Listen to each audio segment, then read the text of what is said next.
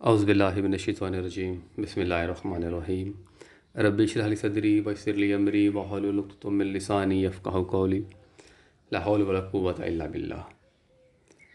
سورہ انعام، بیسیکلی سورہ انعام مکی صورت ہے اور یہ دوسرے گروپ کی پہلی صورت ہے۔ جیسا کہ ہم پہلے بتا چکے تھے کہ پہلا جو گروپ ہے وہ سورہ بقرہ، سورہ آل عمران، سورہ نساء اور سورہ مائدہ ہے۔ یہ چار صورتوں کا ایک گروپ تھا جس کے اندر اہل کتاب سے خطاب کیا گیا اور ان کے اوپر فرد جرم عائد کی گئی، اور اہل کتاب کو دنیا کی فضیلت کے منصب سے ہٹا کر مسلمانوں کو اس منصب پر فائز کر دیا گیا، اور اہل کتاب سے ان کا جو قبلہ تھا وہ بھی چھین لیا گیا اور ایک نئے قبلے کا تعین کر کے مسلمانوں کو دے دیا گیا۔ اس طرح جو دوسرا گروپ نیکسٹ جو چار صورتیں ہیں ان کا شروع ہو رہا ہے، اس سلسلے میں یہ پہلی صورت ہے سورہ انعام، اور سورہ انعام کا مطلب ہوتا ہے چوپائے۔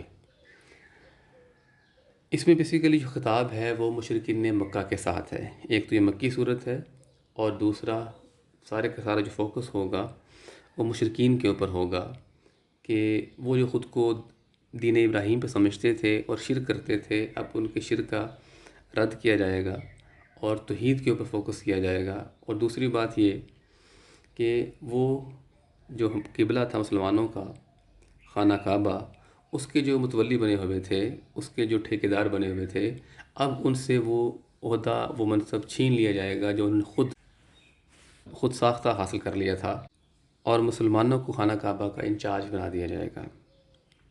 اس بیک گراؤنڈ کو ذہن میں رکھتے ہوئے آئیے ہم شروع کرتے ہیں سورہ انعام کی پہلی آیت، جس کا ترجمہ یہ ہے: شکر کا سزاوار اللہ ہی ہے جس نے پیدا کیا آسمانوں اور زمین کو اور بنایا تاریکیوں اور روشنی کو۔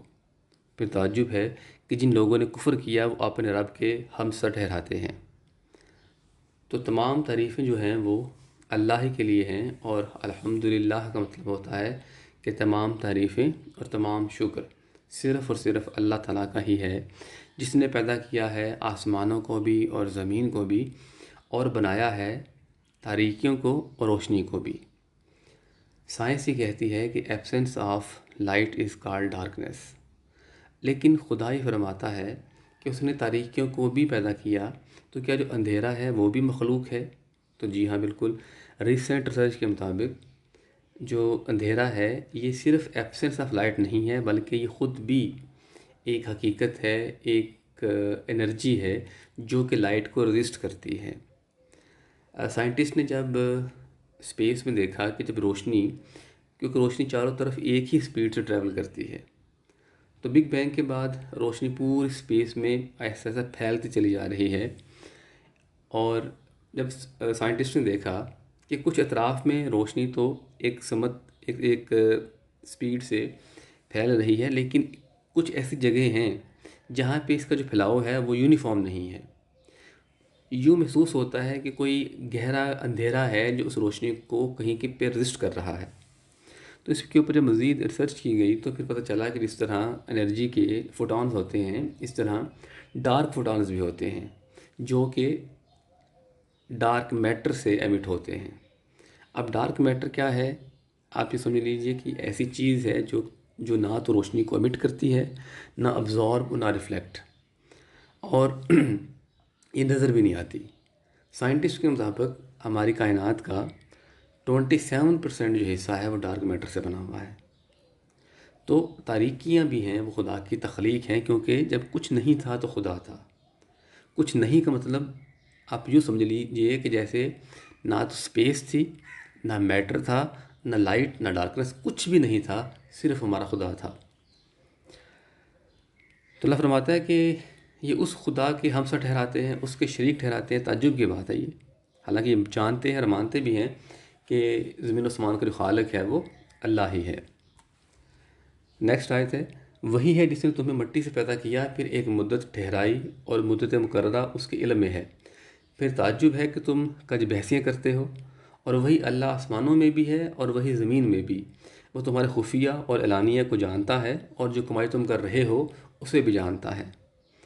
تو اللہ فرماتا ہے کہ وہی ہے جس نے تمہیں مٹی سے پیدا کیا، انسان کو مٹی سے پیدا کیا گیا۔ اب اس حقیقت کو بتانے کے آپ سمجھ لیں کہ دو وجوہات تھیں. یہ دو حقیقتوں سے پردہ اٹھاتی ہے. ایک تو یہ کہ مٹی ایک بے وقت چیز ہے اور انسان کو بھی مٹی سے پیدا کیا گیا تاکہ یہ کبھی بھی اپنی ساخت کے اوپر، اپنی تخلیق کے اوپر اترائے نہ. خدا چاہتا تو یمرد کے ساتھ یا یاقوت کے ساتھ یا اور کسی قیمتی پتھر سے یا کسی بھی قیمتی میٹر سے انسان کو پیدا کر سکتا تھا، لیکن انسان کو مٹی سے پیدا کیا گیا. دوسری وجہ یہ ہے کہ اللہ تعالیٰ نے جب انسان کو مٹی سے پیدا کیا تو انسان کیونکہ مر کے مٹی ہو جاتا ہے، تو اللہ تعالیٰ کے لیے انسان کو دوبارہ اس مٹی سے پیدا کرنا بھی کوئی مشکل نہیں، کیونکہ وہی تو ہے جس نے پہلی دفعہ انسان کو مٹی سے پیدا کیا تھا. تو مشرکین اعتراض کرتے تھے کہ کیا خدا ہمیں مٹی سے پیدا کرے گا؟ جب ہم بالکل گل سڑ جائیں گے، مٹی بن جائیں گے، تو پھر خدا ہمیں کیسے پیدا کر لے گا؟ تو اسی حوالے سے اللہ تعالیٰ سورہ رعد میں فرماتا ہے، اور اگر تم تعجب کرنا چاہو تو نہایت ہی عجیب ہے ان کی یہ بات کہ جب مٹی ہو جائیں گے تو کیا دوبارہ نئی خلقت میں آئیں گے. اسی طرح سورہ انبیاء میں ہے کہ جس طرح ہم نے پہلی بار مٹی سے بنایا، اسی طرح مٹی ہو جانے کے بعد دوبارہ اس کو پیدا کر دیں گے. یہ ہمارے ذمہ وعدہ ہے، یہ ہم کر کے رہیں گے. اس طرح سورہ روم میں ہے کہ وہی ہے جو خلق کا آغاز کرتا ہے، پھر وہ اس کا اعادہ کرے گا، اور یہ اعادہ اس کے لیے سہل ہے. خدا کے لیے دوبارہ پیدا کرنا کوئی مشکل کام نہیں ہے. پھر آیت میں ہے کہ اور وہی اللہ آسمانوں میں بھی ہے اور زمینوں میں بھی ہے. بیسیکلی مشرکین مانتے تو تھے کہ اللہ تعالیٰ نے زمین و آسمان پیدا کیے ہیں، لیکن ان کو یوں لگتا تھا کہ اللہ تعالیٰ کیونکہ آسمانوں پہ ہے تو زمین کافی دور ہے، تو زمین کے جو انتظام ہیں ان کو چلانے کے لیے اللہ تعالیٰ نے کچھ اپنے شریک ٹھہرا رکھے ہیں، کچھ اپنے مددگار بنا رکھے ہیں. تو اللہ فرماتا ہے کہ میں ہی آسمان اور زمینوں میں ہوں، میرا کوئی ہمسر نہیں، میں نے کسی کو شریک نہیں بنایا ہوا. تو یہ بیسیکلی مشرکین مکہ کے جو عقائد تھے ان کا جواب دیا جا رہا ہے، ان کو رد کیا جا رہا ہے. نیکسٹ آیت میں اللہ فرماتا ہے، اور نہیں آتی ان کے پاس ان کے رب کی نشانیوں میں سے کوئی نشانی مگر یہ اس سے اراض کرنے والے بنے ہوئے ہیں. سو انہوں نے واضح حق کو بھی جھٹلا دیا، جب کہ وہ اس کے پاس آیا تو ان قریب اس چیز کی خبر ان کے پاس آئے گی جس کا وہ مذاق اڑا رہے ہیں یا مذاق اڑاتے ہیں. تو اللہ فرماتا ہے کہ یہ مشرکین ایسے لوگ ہیں کہ جب بھی کبھی رب کی طرف سے ان کے پاس کوئی نشانی آئی ہے تو انہوں نے ہمیشہ اس سے اراض کیا ہے، اس سے منہ موڑا ہے، اس کی تکذیب کی ہے، اس کو جھٹلایا ہے. لیکن ان قریب یہ جو حق ان کے پاس آ گیا ہے، مطلب یہ جو قرآن پاک ان کے پاس آ گیا ہے، اب بھی اس کو جھٹلا رہے ہیں، جس کا مذاق اڑا رہے ہیں، تو ان قریب وہ چیز ان کے پاس آ جائے گی. مطلب وہ قیامت کا یا عذاب کا مذاق اڑا رہے ہیں تو ان قریب اللہ فرماتا ہے کہ ان کے اوپر وہ چیز آ جائے گی، وہ حقیقت رونما ہو جائے گی. اللہ فرماتا ہے کہ کیا انہوں نے نہیں دیکھا کہ ہم نے ان سے پہلے کتنی قوموں کو خلا کر دیا جن کو ہم نے ملک میں وہ قوت دے رکھی تھی جو تم کو نہیں دی، اور ہم نے ان پر خوب مینہ برسایا اور نہر جاری کیں جو ان کے نیچے بہتی تھیں. پھر ہم نے ان کو ان کے گناہوں کی پاداش میں ہلاک کر دیا، اور ان کے بعد ہم نے دوسری قوموں کو اٹھا کھڑا کیا. تو اللہ فرماتا ہے کہ کیا یہ لوگ دیکھتے نہیں ہیں کہ ان سے پہلے کئی قومیں آئیں جو ان طاقت میں، اقتدار میں اور دولت میں ان سے بہت زیادہ تھیں، بہت قوت والی تھیں. تو جب ہم نے ان کو ہلاک کر دیا تو یہ کیا چیز ہے؟ حالانکہ وہ والی طاقت، وہ والی قوت ان کو ہم نے نہیں دی ہوئی. تو یہ ایک ہمارے لیے بھی ایک سبق ہے کہ جب ہمیں کوئی اختیار ملتا ہے تو ہم اپنے آپ سے باہر ہو جاتے ہیں اور ہم اپنے سبارڈینیٹس کو اپنا غلام سمجھتے ہیں، اور پھر ہم نہ تو قانون کی پرواہ کرتے ہیں اور نہ ہی قرآن کی پرواہ کرتے ہیں. تو ہمیں دیکھنا چاہیے کہ ہم سے پہلے بھی کئی لوگ آ چکے ہیں، فرعون، نمرود، قارون اور جتنے بھی بڑے بڑے لوگوں کا ذکر قرآن پاک میں کیا گیا کہ جنہوں نے اپنی طاقت کے نشے میں آ کے کفر کیا تو پھر ان کا بہت برا انجام ہوا. تو اللہ فرماتا ہے کہ بسیط قوم بھی ہمیں دیکھنا چاہیے کہ ہم کوئی بہت بڑی طاقتور قوم نہیں بن گئے. ہم سے پہلے بھی اللہ تعالیٰ فرماتا ہے کہ بہت قومیں آئیں جن کو میں نے ہلاک کر دیا، حالانکہ ان کے اوپر خوب مینہ برستا تھا، ان کی جو زراعت تھی، ان کی جو دولت تھی بہت زیادہ تھی، وہ نہریں نیچے بہتی تھیں، ان کے پاس کسی چیز کی کمی نہیں تھی. تو ہم نے ان کے گناہوں کی پاداش میں ان کو ہلاک کر دیا اور پھر ان کی جگہ پہ ہم دوسری قوموں کو لے آئے. تو اگر خدا نخواستہ ہم بھی کام کریں گے تو اللہ تعالیٰ ہمیں بھی ہلاک کر دے گا اور اللہ تعالیٰ کوئی اور قوم لے آئے گا. اگلی آیت میں بیسیکلی مشرکین مکہ کے ان ڈیمانڈس کا جواب ہے جو وہ کہتے تھے کہ اگر آپ نبی ہیں تو ہمارے اوپر آسمان سے کوئی کتاب ہے وہ اترتے ہمیں دکھائیں، ایسی کتاب جس کو ہم چھو سکیں، یا آپ آسمان پہ سیڑھی لگا کے چڑھ جائیں، یا اگر اللہ تعالیٰ نے ہی آپ کو بھیجا ہے تو اللہ تعالیٰ نے کوئی فرشتہ کیوں نہیں بھیج دیا ہمارے اوپر اپنے دین کو دے کر۔ تو یہ ڈفرینٹ قسم کے، واحد قسم کے سوال تھے، ان کی ڈیمانڈس تھیں، جن کا جواب نیکسٹ آیات میں آ رہا ہے۔ اللہ فرماتا ہے، اور اگر ہم تم پر کوئی ایسی کتاب اتارتے جو کاغذ میں لکھی ہوتی تو یہ اس کو اپنے ہاتھوں سے چھو بھی لیتے، جب بھی یہ کفر کرنے والے یہی کہتے کہ یہ تو ایک کھلا جادو ہے، اور یہ کہتے ہیں کہ اس پر اعلانیہ کوئی فرشتہ کیوں نہیں اترتا، اور اگر ہم کوئی فرشتہ اتارتے تو بس معاملے کا فیصلہ ہو ہی جاتا، پھر ان کو ذرا مہلت نہ ملتی، اور اگر ہم ان پر کوئی فرشتہ بنا کر فرشتہ اتارتے تو اس کو آدمی کی شکل میں ہی اتارتے، تو جو گھپلا وہ پیدا کر رہے ہیں ہم اسی میں ان کو ڈال دیتے۔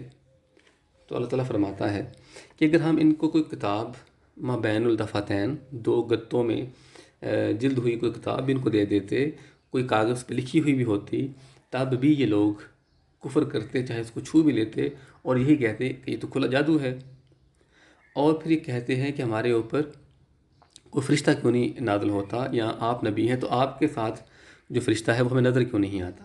تو اللہ فرماتا ہے کہ اگر تم لوگوں کو فرشتے نظر آنا شروع ہو گئے تو یہ سمجھ لینا کہ مہلت ختم۔ اللہ تعالیٰ جب اپنا معجزے کا یا غیب سے پردہ اٹھا دیتا ہے تو پھر مہلت ختم ہو جاتی ہے۔ جب خدا کوئی حصی موت دکھائے، وہ بھی کسی قوم کی ڈیمانڈ کے اوپر، اور پھر وہ انکار کریں تو ان کی مہلت ختم ہو جاتی ہے، جس کی سب سے بڑی مثال قوم ہود کی ہے، حضرت صالح علیہ السلام کی قوم کی، کہ جب انہوں نے کہا کہ آپ کوئی نکال کے دے ہمیں پہاڑ سے اونٹنی، تو جب ان کو نکالا گیا، وہ معجزہ دکھا دیا گیا، تو جب انہوں نے اس اونٹنی کو قتل کر دیا تو اللہ تعالیٰ نے ان کو 3 دن کے اندر اندر ختم کر دیا۔ ایمان جو ہے وہ بیسیکلی غیب کے اوپر ہی ایمان ہو تو وہ معتبر ہوتا ہے، دیکھ کر ایمان لانا تو پھر کوئی بھی لے آئے گا۔ تو بیسیکلی صحیح ایمان یا معتبر ایمان وہی ہے جو غیب پر ہو، اور عقل و فطرت کے جتنے بھی دلائل ہیں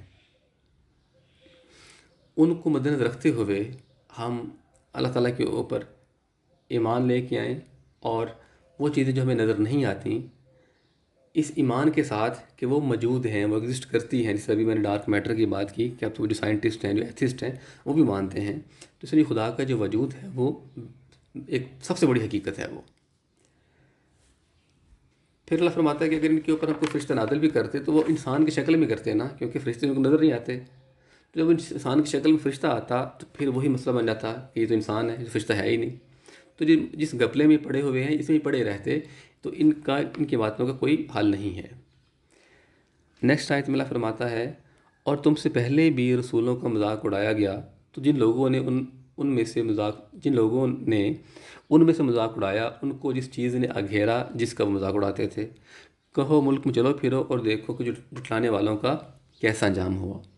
تو اللہ فرماتا ہے کہ یہ رسولوں کا آپ سے پہلے بھی مذاق اڑاتے رہے ہیں، یہ کوئی نئی روایت نہیں ہے کہ جسٹ آپ ہی کا یہ لوگ مذاق اڑا رہے ہیں، ہمارے جو پہلے انبیاء کرام آئے، جو رسول آئے، سب کا ان مشرکین نے، ان کافروں نے مذاق اڑایا، اور پھر آخرکار اس چیز نے ان کو گھیرا جس کا یہ مذاق اڑاتے تھے۔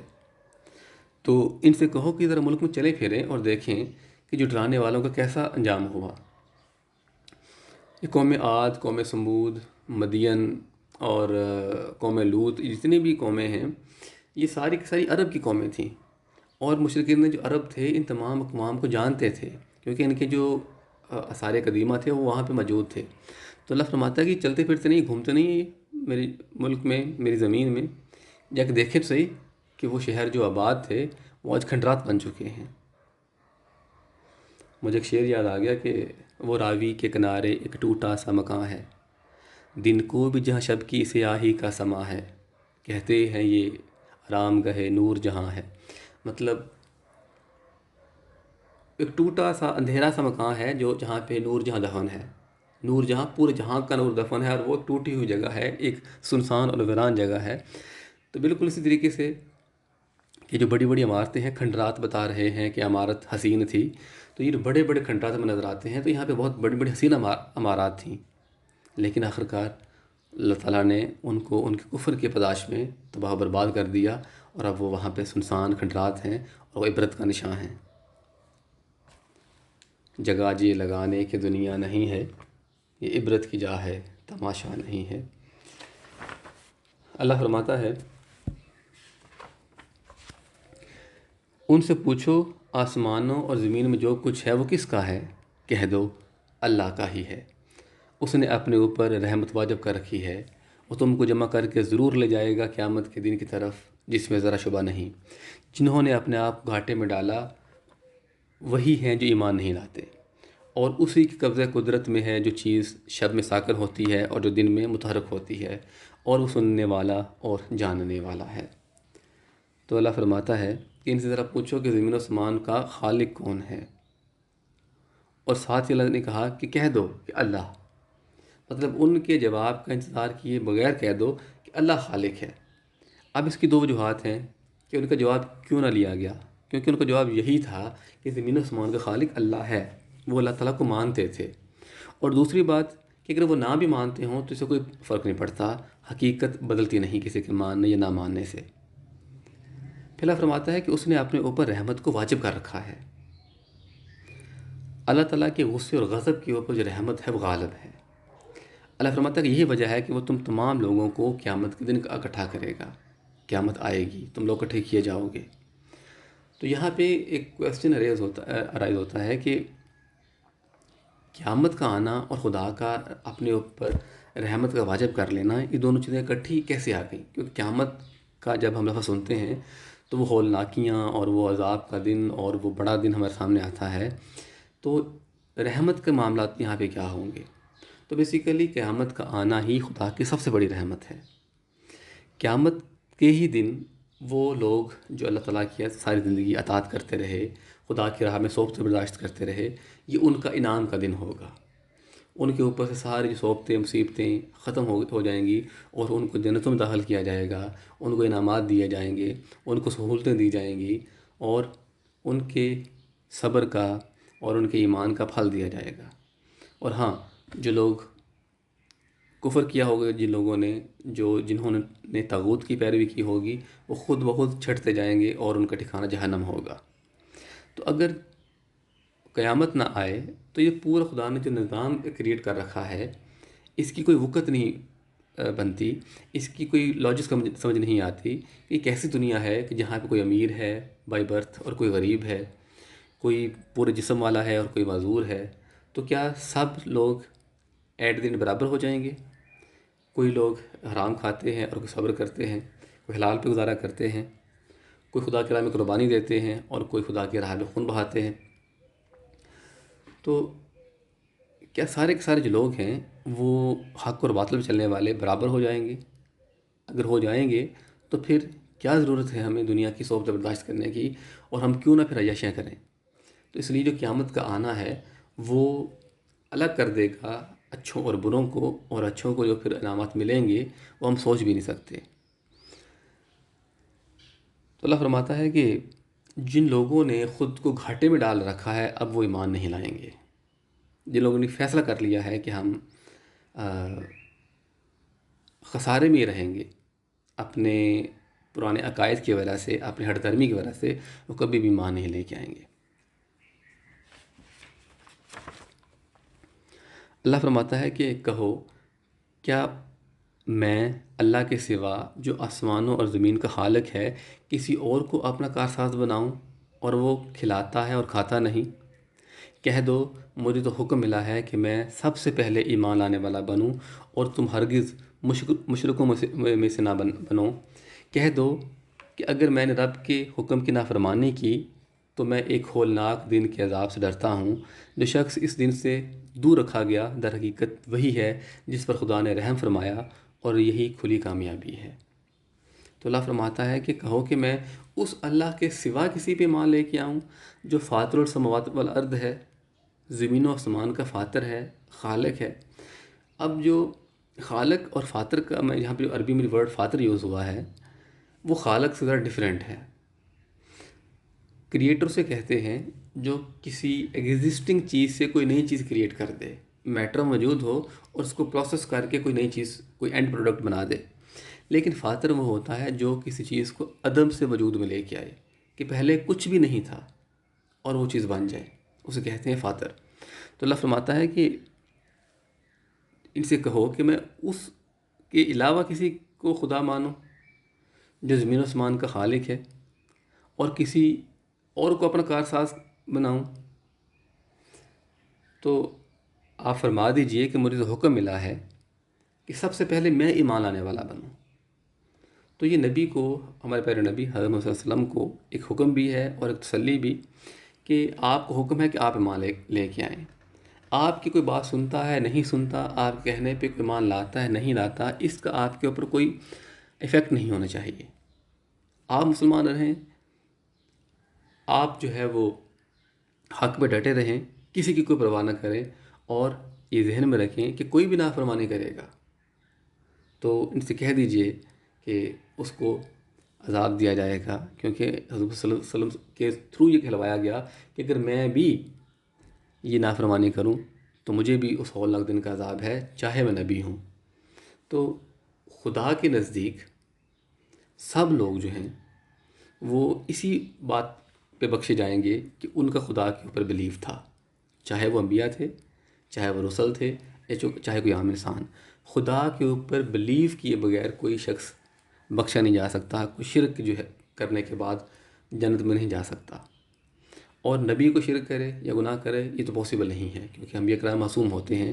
تو نبی کی زبان سے یہ الفاظ کہلوانے کا مقصد یہی تھا کہ اس کی جو انٹینسٹی ہے اس کا اظہار کیا جائے کہ کتنی امپورٹنٹ چیز ہے یہ۔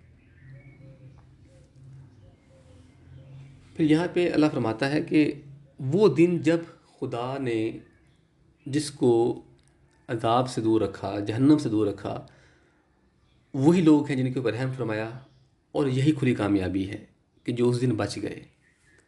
کھلی کامیابی یا واضح کامیابی یا بڑی فوز العظیم بڑی کامیابی یہی ہے کہ ہم آخرت میں بچ جائیں، آخرت میں سرخرو ہو جائیں۔ اور آخرت میں سرخرو ہونے کے لیے ضروری ہے کہ جو دنیا ہے اس میں ہم اپنے معاملات کو بڑے سینسٹیو طریقے سے لے کے چلیں، تقوی اختیار کریں، اور یہ بات ذہن میں رکھ لیں۔ یہ جو ہم دعا مانگتے ہیں نا کہ ربنا آتنا فی الدنیا حسنہ وفی الآخرۃ حسنہ، یا اللہ پاک ہماری دنیا بھی اچھی کر دے، ہماری آخرت بھی اچھی کر دے۔ تو یہ جو اچھی کرنے کا جو مفہوم شاید ہمارے ذہن میں کہیں بیٹھا ہوا ہے وہ یہی ہے کہ یہاں پہ بھی ہمیں خوب مال و دولت دے، یہاں پہ بھی ہمیں خوب سکون عطا فرما، اور دنیا جہان کی نعمتیں ہمیں دے دے، اور آخرت میں بھی ہمیں بخش دینا، اور وہاں پہ بھی جنت الفردوس میں داخل کر دینا۔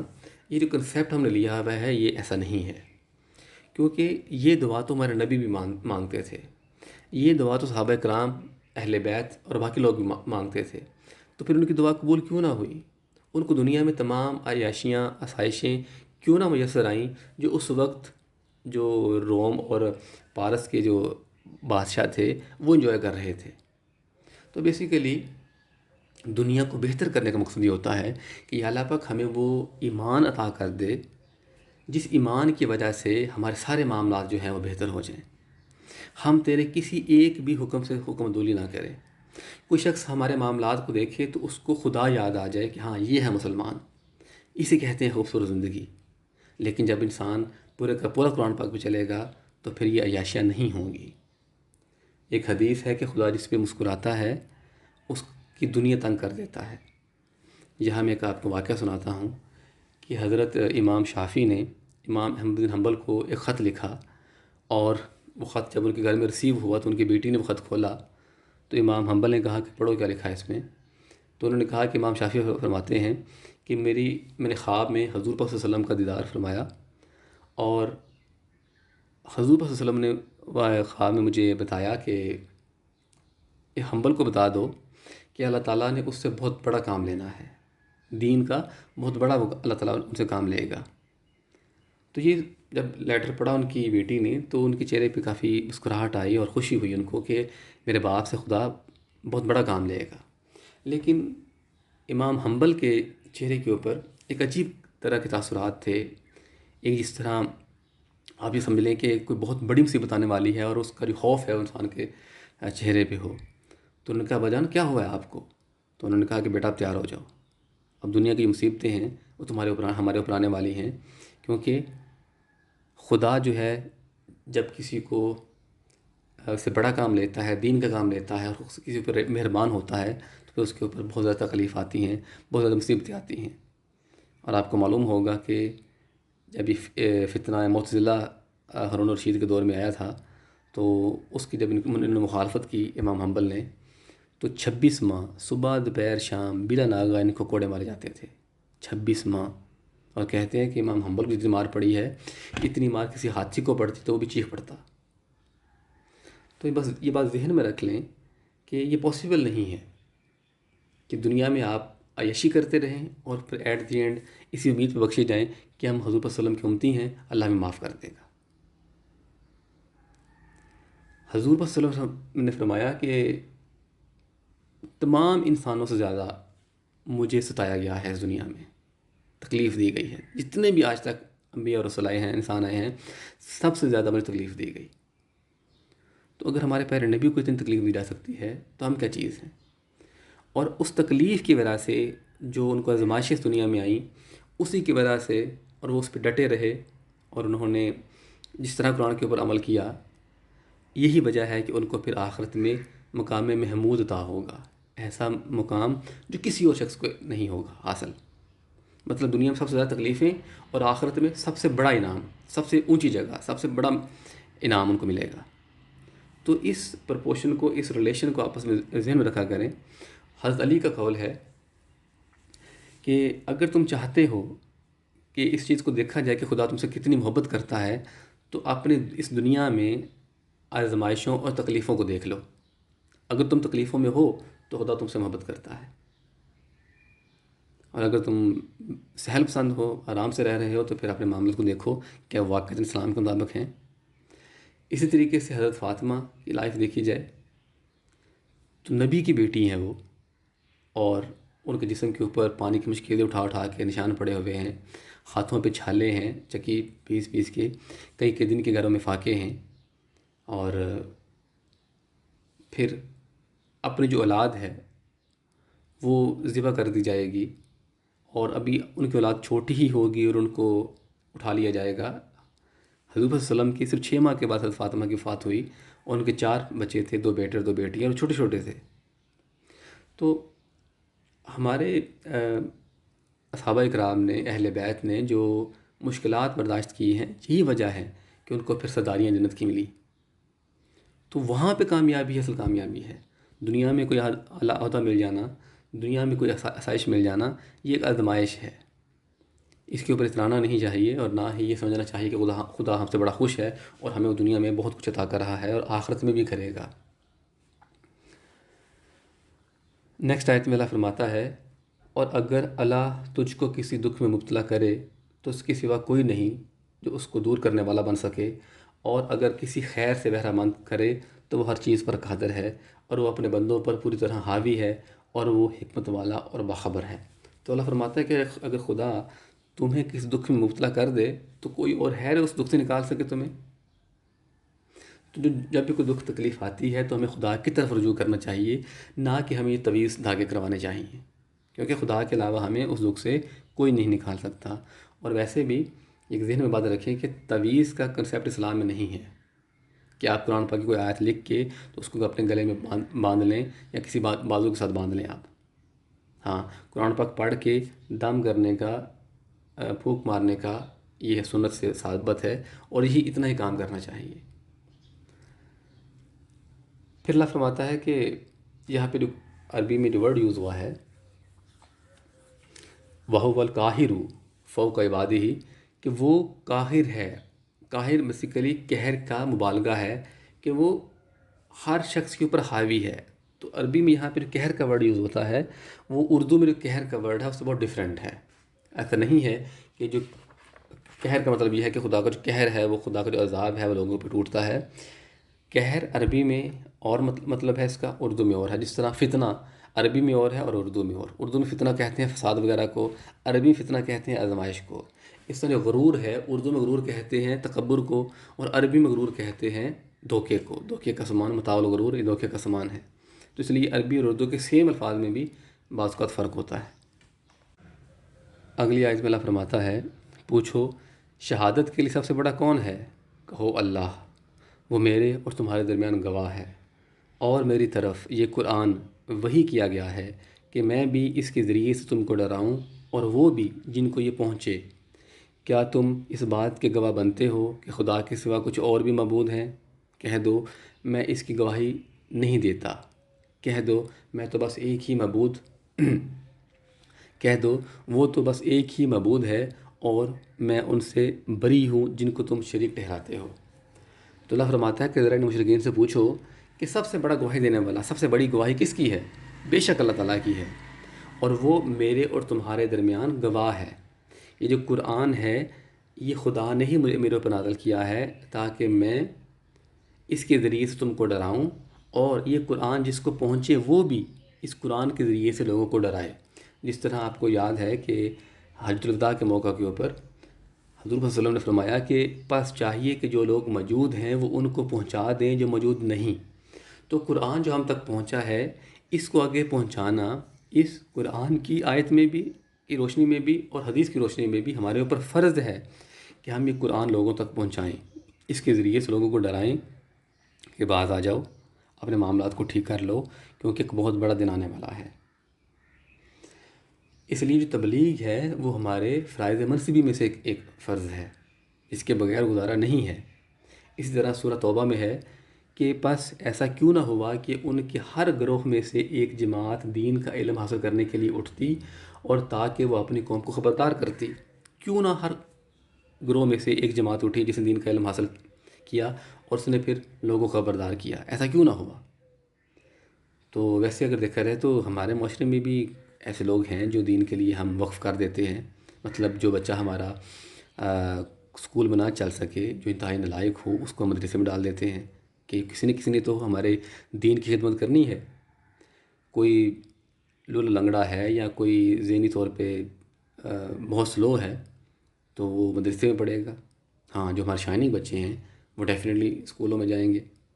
تو جب ہم نے اپنی معاشرے کا، اپنی سوسائٹی کا جب ریجیکٹڈ مال جو ہے وہ نکال کے دین کے لیے دے دیا اور پھر وہی مدارس میں مارے کھا کھا کے اور غلط طریقے سے پڑھ پڑھا کے جب وہ ممبر رسول پہ بیٹھے تو پھر جو دین کا حال ہوا وہ ہمارے سامنے ہے۔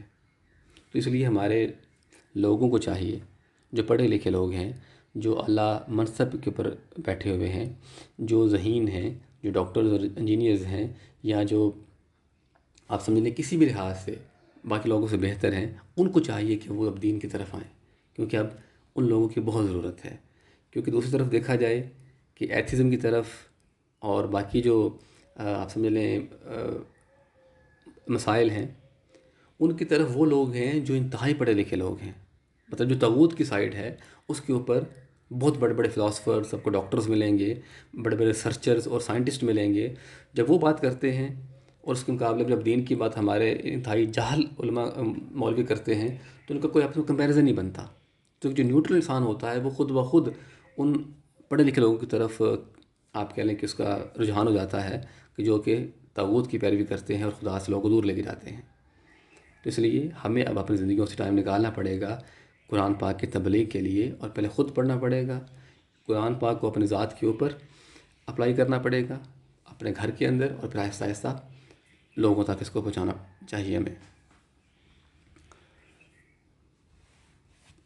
اللہ فرماتا ہے کہ جن کو ہم نے کتاب عطا کی وہ اس کو پہچانتے ہیں جیسے کہ اپنے بیٹوں کو پہچانتے ہیں۔ مطلب ان کے لیے اس قرآن کو، نبی کو، حضور صلی اللہ علیہ وسلم کو پہچاننا مشکل کام نہیں تھا اہل کتاب کے لیے۔ وہ ان کو ایسے ہی پہچانتے ہیں جس طرح کوئی شخص اپنے بیٹے کو پہچانتا ہے۔ آپ دیکھیں اگر کسی کا بیٹا کہیں پہ دور گیا ہو اور یا بچھڑ گیا ہو تو کئی سالوں کے بعد جب اس کو نظر آئے تو اس کو ایک لمحہ بھی نہیں لگتا اپنے بیٹے کو پہچاننے کے لیے، ایون کہ وہ اس کی خوشبو سے پہچان لیتا اس کو۔ تو آپ کو یاد ہوگا کہ سورہ یوسف میں جب حضرت یوسف علیہ السلام نے اپنا کرتا بھیجا اپنے بھائی کے ہاتھ کہ جاؤ یہ میرے باپ کے چہرے پہ ڈال دینا تو اس کی بینائی واپس آ جائے گی، تو ادھر وہ کرتا لے کے مصر سے نکلے ہیں اور ادھر فلسطین میں حضرت یعقوب علیہ السلام نے کہا کہ مجھے یوسف کی خوشبو آ رہی ہے، اور تم یہ سمجھو گے کہ میں سٹھیا گیا ہوں، حالانکہ ایسا نہیں ہے۔ تو کئی ہزاروں کلومیٹر دور سے ان کو اپنے بیٹے کی خوشبو آ رہتی ہے، تو اپنے بیٹے کو پہچاننے میں کوئی ایشو نہیں ہوتا۔ خیر یہاں پہ ایک اور نقطہ بھی ہے کہ جب بچپن میں ان کے بھائیوں نے ان کو کنویں میں پھینک دیا، جو کہ اسی کنان کے علاقے میں ہی کنواں تھا ایک، تب حضرت یعقوب علیہ السلام کو خوشبو نہیں آئی۔ چند کلومیٹر دور ان کا بیٹا ایک اندھے کنویں میں بیٹھا ہوا ہے، تو خوشبو سون کی تو اس کو وہاں سے نکال آتے۔ لیکن جب وہ کئی سال کے بعد حضرت یوسف علیہ السلام مصر کے آپ کہہ لیں کہ وزیر خزانہ بن گئے، تو تب ہزاروں کلومیٹر دور سے خوشبو آ گئی۔ تو یہ کیا سین تھا؟